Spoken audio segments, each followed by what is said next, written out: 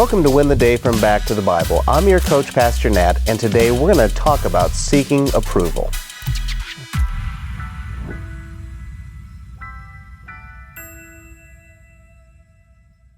The Monkees wrote a song called "Look Out, Here Comes Tomorrow." In that song, Davy Jones sings about a predicament he's in. He is apparently in love with two different women. He sings, "But I can't have both of them. I don't know what to do. Look out, here comes tomorrow. Oh, how I wish tomorrow would never come." Are you like Davy Jones? Are you torn between two lovers?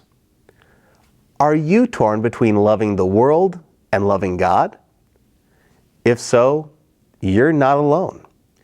Many people today, many Christians today, are feeling torn between trying to win the approval of man and trying to win the approval of God. The question is, can we do both?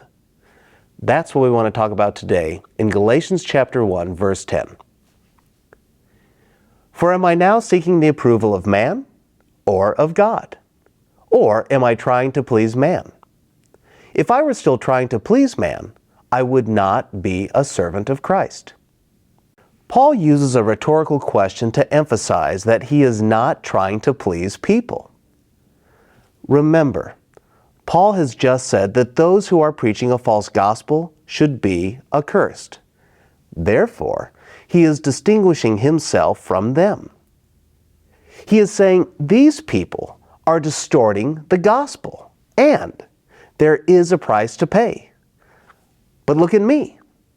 Have I sold out? Am I a slave to the approval of other people, or am I a slave to God?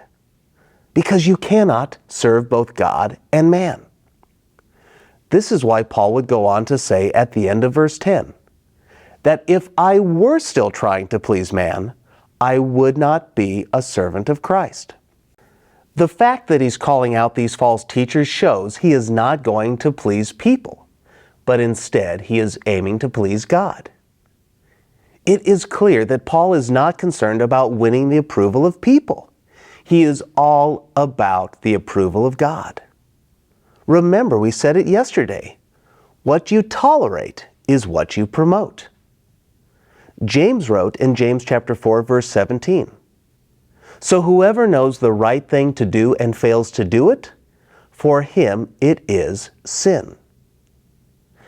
The reality is, we are not called to be divisive as Christians, but we are also to not be cowards. The apostles were committed to sound doctrine. They called out error for what it was. Paul here would use some very stinging names as he called out these false teachers. Now, I'm not saying that we go out and do name calling. That's ineffective and rude. But we need to come back to the Bible daily, so we can discern the right doctrine from the wrong doctrine. We need to be willing to look foolish in front of the world, to look right before God. That means calling out brothers and sisters in Christ who are teaching, adopting, promoting, and tolerating false doctrine. So, how are you doing in choosing God or people? When you look at your daily life, are you involved in winning the approval of others or of God? Do you think it's possible to do both? Well, of course it is. When you aim to do your work with integrity and with excellence, you glorify God. When you serve at your local church, if your church is meeting right now and your motives are right, yes, you are both pleasing God and man.